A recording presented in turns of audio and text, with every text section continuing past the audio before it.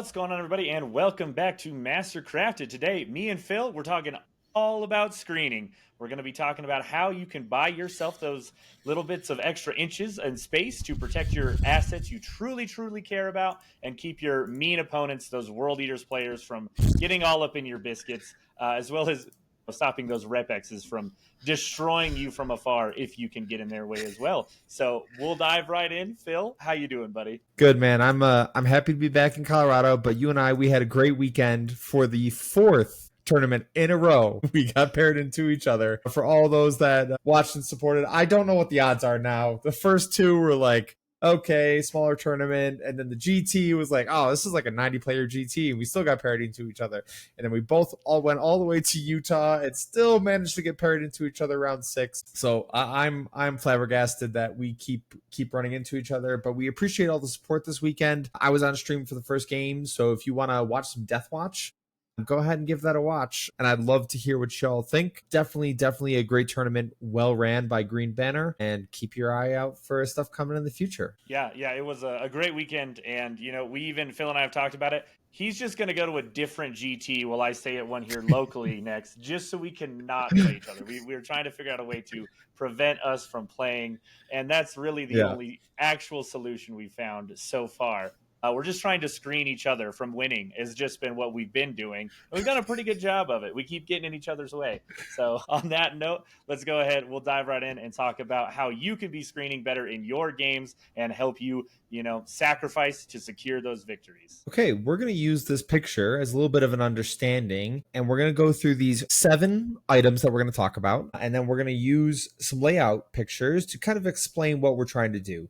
We're going to start off with enemy threat range, then we're going to go to move blocking, how we deal with flying units, how are we conscious of cover, proper spacing, T-screening, and zoning. So we're going to go step by step down the path of understanding how to do these things, because even Elaine and I, from this weekend and every tournament we've gone to, and anytime someone asks for our advice, this is probably one of the main things we talk about is screening, because there's individuals who do it well. And then when you don't do it well, it becomes very apparent because you can be punished by a good player for it. Yes, 100%. And I think that's one of the things. The more I have talked to people, the more I have just come to the understanding as a guard player, this is 80% of your game is screening. Everybody's like, oh, your Dorns, they delete me. It's the freedom of letting your Dorns delete stuff. That is the important part. You don't have to. Getting a line of sight on stuff is not hard as a guard player. Doing the screening is the thing that wins you the games, and that's why we're going to break it down. It's also very important for every other faction, obviously, but guard in specific. I mean, that's why we have so much trash, man. We just get to keep throwing it at our opponents, and maximizing its use is just the best way to win your games. So up first, we have enemy threat range. The best way to screen is to not have to screen at all. If you can be in a good spot and not give up a resource because nothing can threaten you, you are in a relatively good position, provided you do not need to move up the board to go deal with either some scoring, whether it's secondaries or being on some primary, or if it's just one of those things where, we're focusing on the lens of we're screening our actual assets. If it's your scout squads, your lieutenants with combi weapon, my guardsmen, any of your actual trash units, you're not screening them. You're just putting them up the board because they need to stay relatively safe. But your important pieces, definitely just be conscious of what can get either a line of sight on you or could charge you. Yeah, so like in terms of basic screening, so we're going to use layout 8 as an example, but we can't go through every layout and talk through all these terrain setups and do all these things. But what we want to give you is the fundamentals of like, hey, if I see this on the board, this is what I need to do. First things first, right? We see this L off the terrain. One of the easiest things you can do, especially in non-WTC setups, is inch off the wall on the objective. These objectives are less than 9 inches wide, obviously. So if I just put a unit here, I can screen this whole bubble for deep strikes, for rapid ingresses. That means my opponent cannot get on this objective for free. They have to actually walk on it. And this is something you have to be cognizant of pretty much from turn 1 onwards, depending on the army, because some armies, like my Death Watch, can deep strike turn 1. Some armies don't have the capabilities to do that, so maybe we don't need to be in that position turn 1 because we are making ourselves vulnerable to other things. But just because we're screening something, we have to be conscious of the fact that we could lose that unit. And we have to be okay with losing that unit because that is how trades happen. Now, there are some units that are good at screening, and there are some units that are not. Lane already talked about it. Combi Weapon Lieutenant, probably the best screener in the game. He's got low knot. He's got stealth. He's got a reactive move, right? He's got a 3-up with a 5-up feel no pain. He's just obnoxious. And he is probably one of the best screening units in the game because he can sit right off the objective. Make sure that if you touch this objective, he gets a reactive move away. If you stay off the objective, great, you're not getting on it. And if you shoot me, fine, but I am still a Space Marine. I still have 4 wounds. I still have a 5-up feel no pain and stealth. So there's a very strong possibility if you don't overcommit into that asset, you won't actually be able to pick it up. Yes, that is very true. And that is one of the best parts. The Lieutenant with Combi Weapon, the most uninteractive screen when it comes to actually doing the screening. He just takes up the space and says, I'm going to be a problem. I will score points unless you come deal with me, in which case I'll probably just move away. And if you still are close enough to deal with him, you're definitely dead the next turn. So he is definitely a better trading piece, I would say. Still has a role when it comes to screening, especially zoning, what Phil was talking about, especially with denying deep strikes and rapid ingress, just zoning people out of that area of the board with any other assets that can come on. But yeah, know your threat ranges as the first one. Just understand, hey, how far could you move? We're going to mark with the dice how far your tank could move so that I know what line of sight I'm avoiding. Right? That's what we're talking about when it comes to enemy threat ranges, is really just making sure that you aren't even having to give up a piece to deny your opponent a charge or a line of sight. You're just saying, I am going to move and be conscious of this, and now we are safe anyway, and we're saving ourselves an asset. Yeah. Yeah, because if you don't have to trade something unnecessarily, you should try to avoid doing so unless you are purposely trying to bait out a unit to then kill in return. Right? There is value in knowing that your opponent can get to you, but then setting up to kill that unit in return. But then once again, we're talking about chess, right? Like if my opponent does this, I'm going to respond with this. If my opponent does this, I'm going to respond with this. And each one's going to be a little different, but you as the player need to understand how you are going to get after it. For sure. Yeah. Up next, we do have move blocking, which is about as simple as it sounds. This is one thing that is very common that most people do fundamentally know when it comes to Warhammer, and it's just getting in the way. Can I put bodies in the way that are going to prevent you from touching me? When it comes to, are you playing against a melee army? Is that what you are trying to block? It just is mostly, we'll get into flying units in a sec, but in general, you are just trying to position your line of bodies in a way that it makes going around them too far to be able to get into anything else of value. And so you can prevent that. And then when it comes to move blocking shooting assets, if you aren't maybe you don't really want to charge in because you might get heroic to try to just tie up a shooting asset, or they have fallback and charge or fallback and shoot. You're not looking to do that. You're just going to try to advance up the board potentially and just put your units in a spot where you say, okay, well, I wanted to move my tank up into one of these shooting lanes, and I have a unit that is positioned that I can now move up the board and block your tank that could fire back across the board from actually entering that firing lane for just one more turn. That way I can make the trade with my tank, not get punished with it because I put things in your way to where you are now blocked off of a shooting lane, but I get a benefit from it at the same time. For one more turn, I make the trade. I'm still safe. I just had to give up one, Yeah, no, absolutely. And once again, we're going to use this map to kind of explain the different ways we could move block. Right, there is something as simple as our opponent has a great melee unit here, and there's some dumb guardsmen that just say, I'm not going to charge you because then I will just die, but I'm going to wrap around you. So you have one option, which is come charge me and fight me. They could run away, but now you're going backwards. And if that's the case, you have already won as the individual that's trying to initiate that trade. But what you are doing is because your opponent cannot, on infantry beasts, cannot pass through 1 inch of the model of your unit. They cannot go through with engagement range. They cannot walk through you. There are some ways to get around that. Obviously Titanic, obviously Fly. There are some units that just ignore it entirely because they have a data sheet ability that allows them to do so. But we're talking in terms of the most simplest sense, and this works the majority of the time. We just want to get around that unit. Well, there are some other ways that we could be looking to do it that aren't as obvious. What about if we just go on the other side of a wall? Let's say we go 1 inch off the wall on the other side of it, right? We're not within engagement range of the wall, so our opponent can't fight us on the other side and stay safe.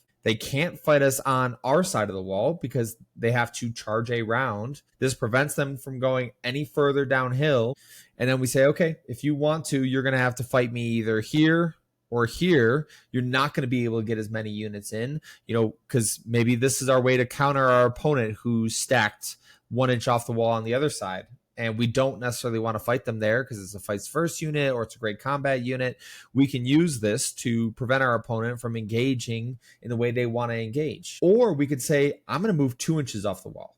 And I'm going to say, I'm going to leave enough space for your bases here. If you want to fight me on this side of the wall, you can, but it's going to result in that unit dying. So you have to determine the value of that unit that you have on the other side of the wall and the benefit of pulling them to the other side. Lane does it all the time with his guardsmen, right? Like, if you want to fight me, come to the other side of the wall. And then the Dorns or the Bullgren or whomever can take that unit out a lot easier and really, really clean out what is a great staging area. Yes, for sure. Is very problematic to deal with when you are just... Layout 8 is like the best example for this because there's no way to go around like the bottom edges or anything. It's so uninteractive.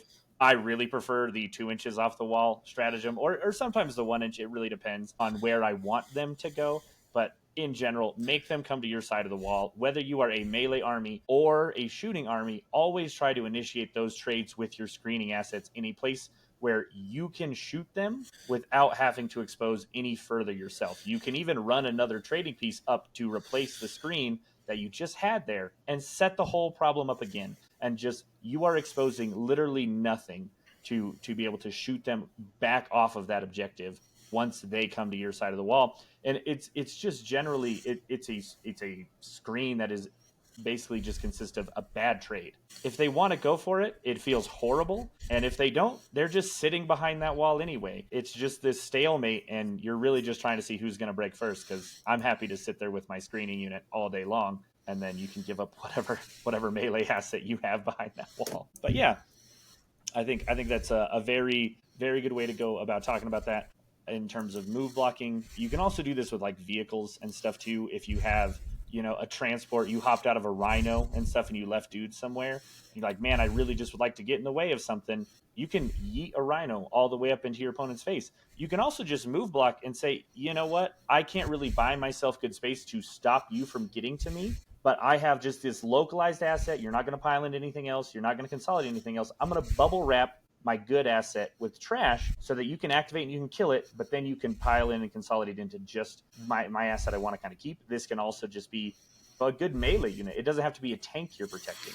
Instead of moving out to try to move block them, you're still blocking their charge by being in the way of the asset you want to protect. And it's really understanding the feasibility, right? If I can't actively get all the way in front of you to block you and keep you from moving closer to me, I might as well stay right in front of myself and put myself in a more safe, comfortable position on my side of the board to make the trade back after that. Yeah, absolutely. And let's say this all sounds like a foreign language or anything like that. If you're going to evaluate units that can actually move block and can't, I would say personally, there is not a unit in the game that can't move block. It's just how much benefit is that unit going to bring you. So let's just take, for example, a repulsor executioner. Some people might say like that unit should never be move blocking anything. I am of the firm belief that we need to be aggressive at times that we need to be aggressive. And if move blocking with a repulsor executioner allows us to score, let's say like a full 15 on primary the final turn because our opponent couldn't get around us to knock us off the last objective, we do that. Right? Like we're willing to make that trade because it's 15 points in our favor. Yes, it's a 220 point model or whatever it is, but we have to value these things differently, not in the sense that this is a really important asset, but what is the benefit it's going to bring us? Yeah, I'm not tied to any unit in my army that I feel like I can't move block with. Yeah. Okay, up next, we're going to talk about flying units and how to go about doing that differently. This will also apply to towering as well. Anything that can just move over you. The base principle whenever you are taking this into effect, and this will also, as I was talking about just wrapping a unit, whenever you're bubble wrapping, you also are going to be kind of conscious of this if you're not truly moving away. You need to make sure that whatever the distance, when you're going for just the normal move block, not a charge block, a move block, you're going to say whatever your back model, whatever model in their unit, if it is just a vehicle that has fly or it is a knight that has towering, you're going to say what is the farthest distance from the back of you and you're going to measure that and say that's your full movement, that's as much as you can do, and be a threat, right? If they could advance but they can't do anything, you don't really care about that, right? If they want to step closer to you and not do any shooting or fighting, you don't care. But in general, we'll say it is the 14 inches. You are going to make sure the back of your screening unit is within just over 13.1 inches away from that measurement, right? You can be inside of 14 inches. You just have to make sure that the back end of their model cannot clear you and stay outside of an inch. So you're basically, whatever their movement is, you measure from the back of their base minus an inch and make sure the back of your own unit is just outside of that distance. So that way they cannot legally move over top of you. Yep. And this is where we talk about communicating with our opponent is really important, right? This is not something like you could get very technical with this and be like, I'm a millimeter inside or out, right? Like we're getting to the point of we're taking a lot of time to measure this. The way this should look, and this is the way I would recommend you doing it with all of your opponents. Let's just take Chaos Knights. They're still going to be all around Imperial Knights as well. You would go to your opponent and say, how far does this unit move? Great. I'm measuring here. This is 14 inches. I am putting this unit 13.1 inches away from your backside, so you cannot end. Do you agree that you cannot land on the other side of this model? Yes, you agree? Great. That way we don't yes, I need to be diligent with my movement and make sure that it's as close and as accurate as possible, but you need your opponent and you need to work together to make sure that you both agree what the end result of this is going to be. Because if you get to this point and your opponent moves over you and they say, oh, you're actually a millimeter out, so I can actually fit here. No. That's not how this works, right? I asked you this. We both agreed. I said I was 13.1. That's the end of it, right? I don't want to get too technical here. If it's a millimeter or half a millimeter, or you can just slide the 1 inch gauge in, that's not how this works.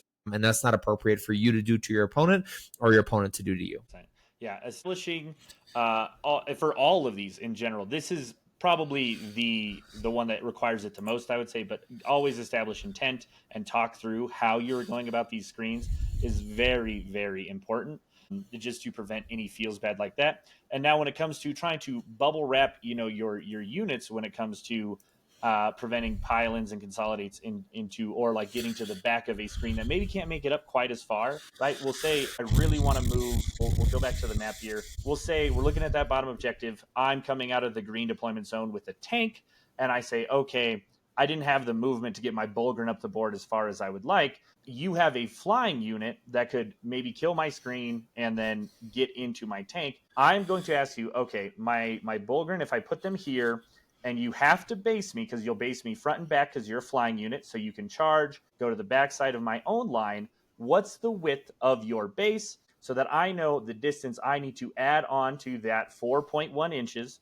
to make sure I am back far enough behind my own screen that even if you fly over me, kill my screen, you are not going to be able to consolidate into my unit. And establishing that as well is so very important because you want to get as much movement as you can. It just is so crucial to be like, hey, this is where I'm positioning. Even if you are exactly on the farthest side of my model, no matter what, wherever your model lands, it is outside of an inch of me with a 3-inch move. You're outside of 4.1, you're safe. And it's I know this is so much minutia, but this is really where so many games can be won or lost by accidentally getting tagged or losing multiple resources because you're playing against somebody who really knows how to operate their melee army, and they fly over you with one unit and tag the backside. They hit you in the front with another, right? The first unit that charged the front of you picks up your screen. The other unit is now able to activate and pile into what you were trying to screen, and they pick that up as well, or at least heavily damage it and keep you stuck there. It is just such a big mistake that happens too frequently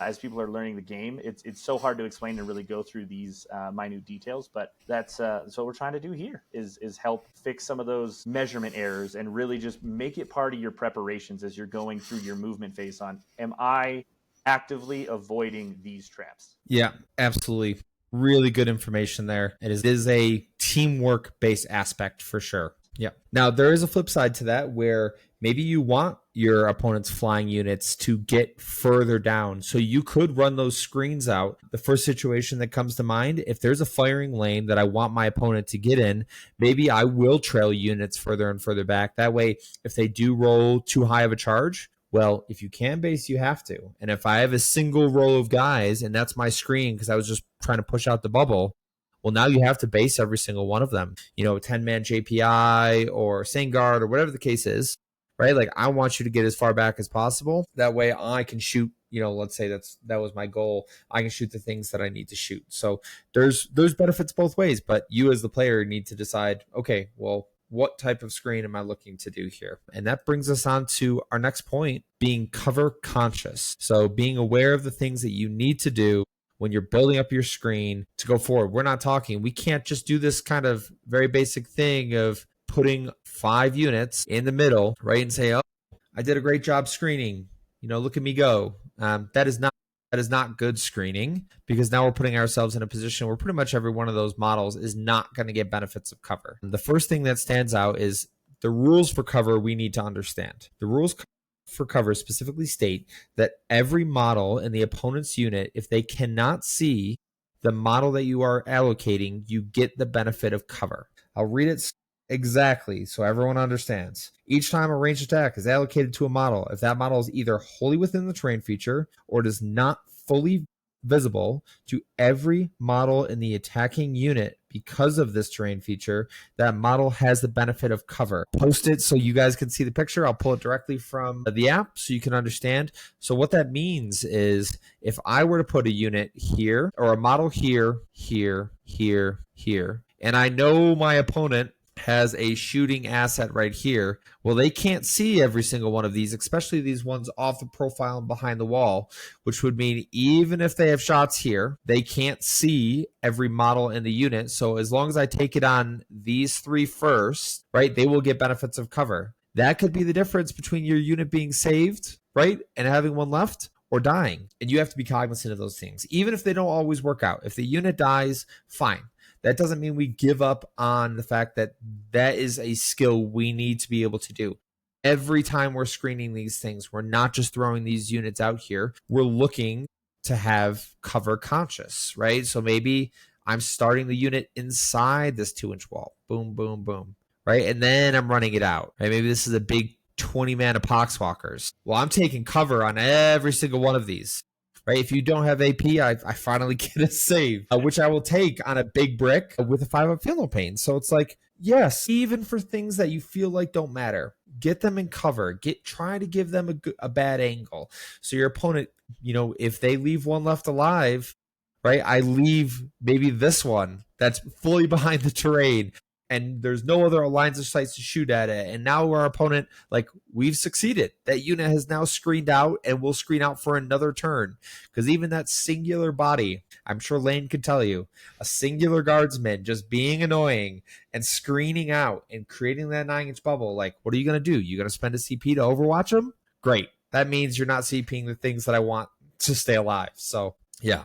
Cover, you need to be conscious of it. For sure. Yeah. And we kind of touched on it originally when Phil had that line of guys just coming around the corner, right? Being conscious of, can I put a screen in a place that blocks some movement, but also if you want to deal with it with shooting, you will have to be in a certain firing lane to do so, right? Trying to really make sure the positioning also will make your opponent go where you want them to as you're going about doing your screening, not pushing them too far forward. Like in that scenario, if you don't need to push all the way up, maybe you can bring them back just a little bit to where they have to come up to that corner to see any of them. And then now you can shoot all the way across the board in return. If they try to do that, you're just always trying to punish your opponent anytime you can. Yeah, for example, we can go all the way up against this wall and say, okay, you have 2 lanes to shoot at me if that's what your army is capable of doing. You either have to come out and shoot this way, or you have to come here and shoot this way. Both of those can be punished if we are ready to go and I have a shooting asset here and a shooting asset here, right? Because all that means is I can push out and punish whatever comes out. Same thing here. I can push out and punish whatever comes out, right? And I'm staged to do that because of the screen that we put in place to get after that trade. Yeah, super, super important. Yeah.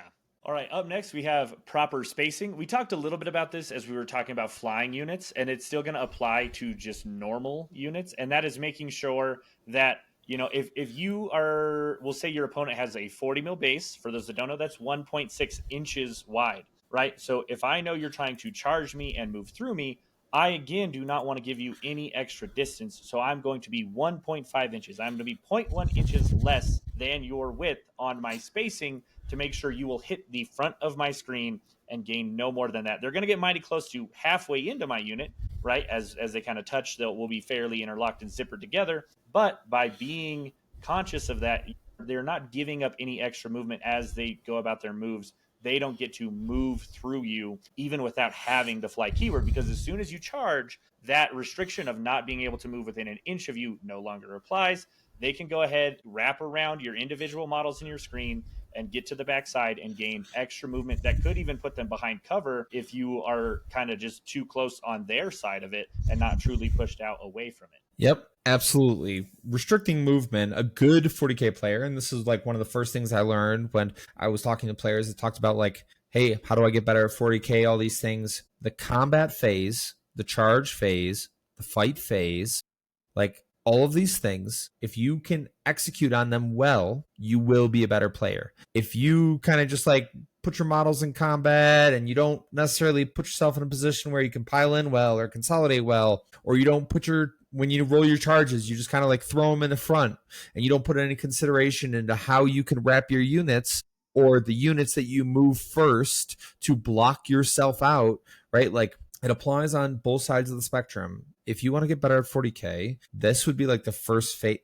thing I would do. I would talk about the fight phase, I would talk about the charge phase, and I would talk about pile in, consolidate, right? Because if you have the fundamentals of the game down, this is what I would get after next. Lane already mentioned it a little bit, right? But if we're taking into consideration, we want to be 4.1. If we care about like not getting our shooting asset or our tank or whatever the case is, we need to make sure that we are cognizant of the space between our screen and whatever it is we're trying to protect. And Lane already mentioned it once, but I'm gonna hit on it again because it's super important, right? You take the width of their base and you say, okay, that plus 4.1 inches, because we have an inch engagement range on top of a 3-inch pile-in, I'm outside of 4.1 inches plus whatever their base size is. Now, there are other considerations that you need to take. Is your opponent capable of double stacking on the other side? Maybe because they have a large 20 mana berserkers, or you only have one guy that they're charging into and they're using that to springboard into the next thing. If they're able to wrap and put multiple units into it and really load up how deep these files are, you have to be super, super aware of how far they can go.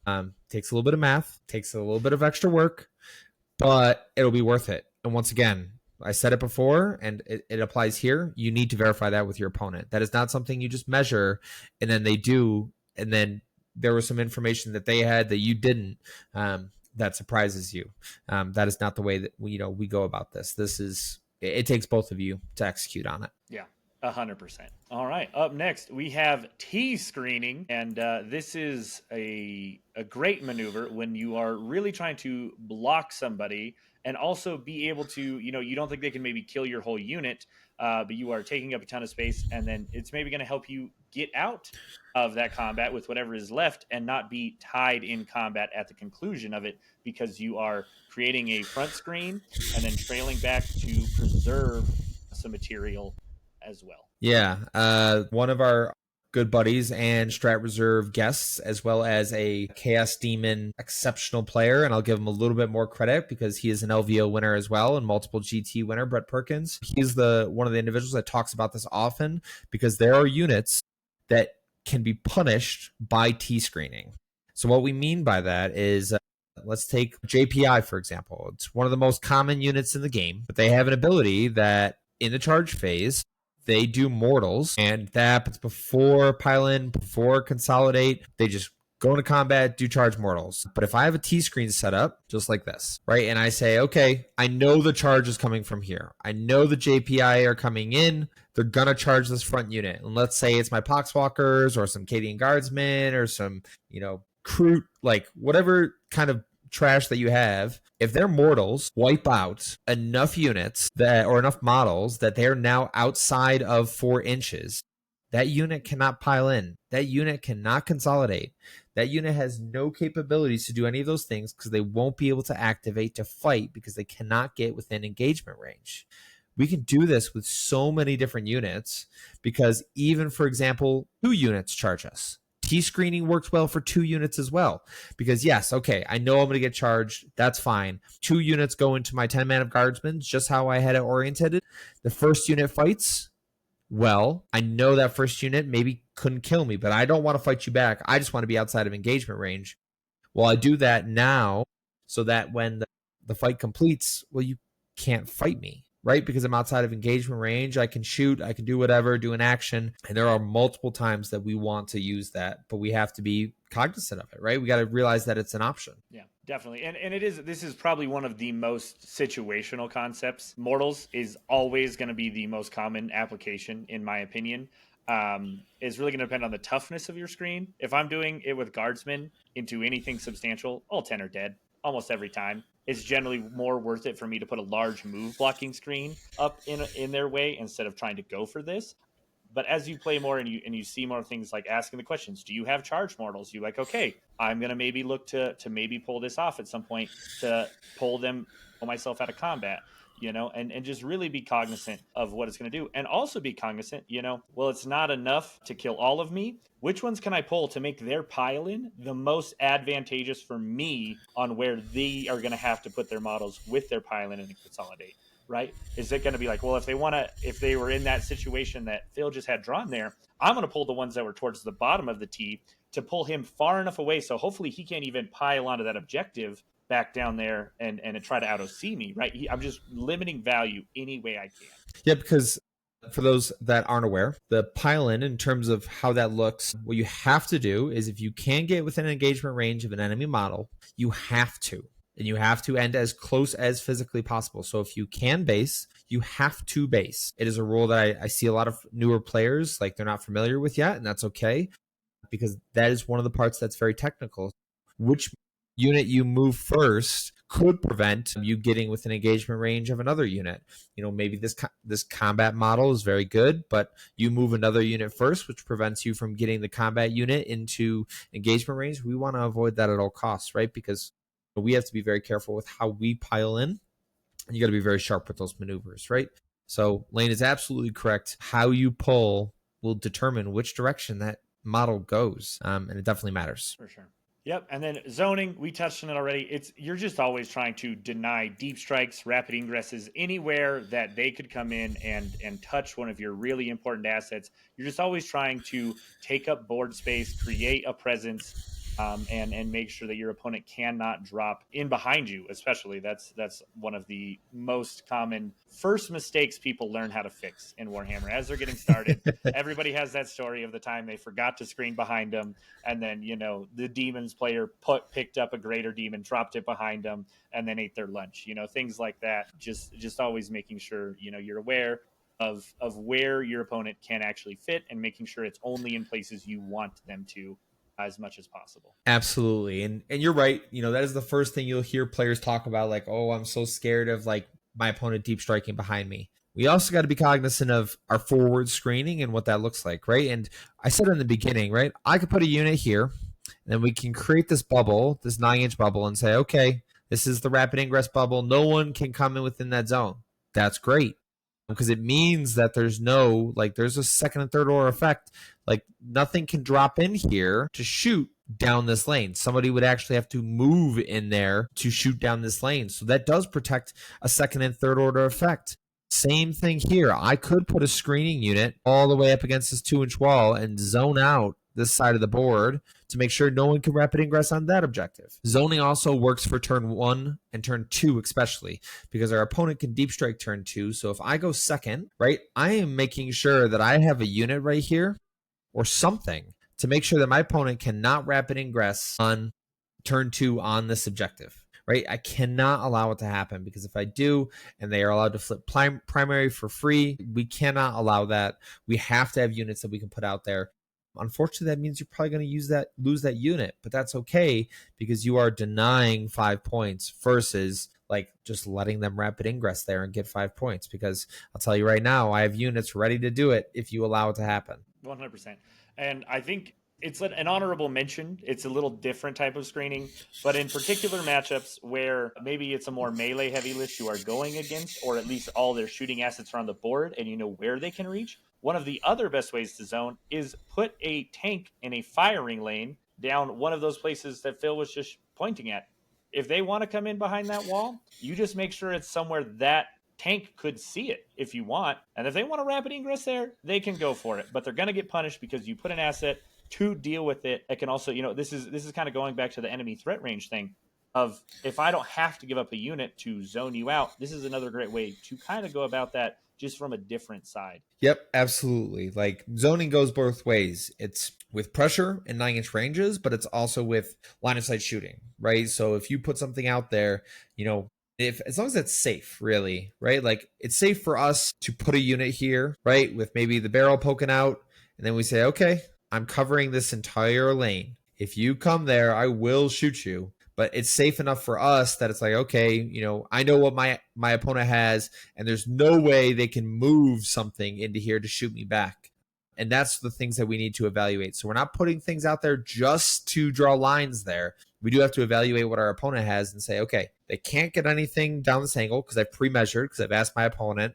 And then on top of that, I know what my opponent can bring in, and I know that this shooting asset would be good into them. So if they choose to rapid ingress, I will punish them for it. Yeah, I think this has hopefully been very helpful. I know it can blur the lines a little bit between this and the trading video we talked about, but they're very shared concepts. You're doing both of them as you are going through this process. We wanted to go through trading. It's a little bit more simpler and on the nose of just a value kind of consideration of what are you getting out of doing these things. Now we're going through, this is how you go about trying to do the screening and doing those trades in the most effective way to get you more value based on your positioning. Absolutely, absolutely. Okay, well, guys, Lane and I, we are still in the tournament mode. We have a few more tournaments coming up. Lane, you're coming down to the Springs to play in the Springs GT, and then I'm flying to Phoenix to go to try to get a Worlds ticket. So you're coming to my hometown, and I won't even be here. No, yeah, scared you off. I figured you probably didn't want me screening you away from a GT win, so I figured, Okay. All in good fun. Hopefully, we both win a GT that weekend, and then we'll just, be stoked about it because we didn't have to play each other to do so. That would be nice. Absolutely. Heck yeah. All right. Well, thank you again, everybody, for tuning in. Let us know any thoughts you have. Let us know where we're wrong. We're always happy to argue with people in the comments, apparently, and love to hear why we're so wrong. It's always great fun. Join the Discord, argue with us there as well. We love to interact with you guys. And do not forget, to like and subscribe. And last but not least, Phil, take it away. Victory isn't given. It's forged, and it's forged right here on Mastercrafted. So you better tune in. See you.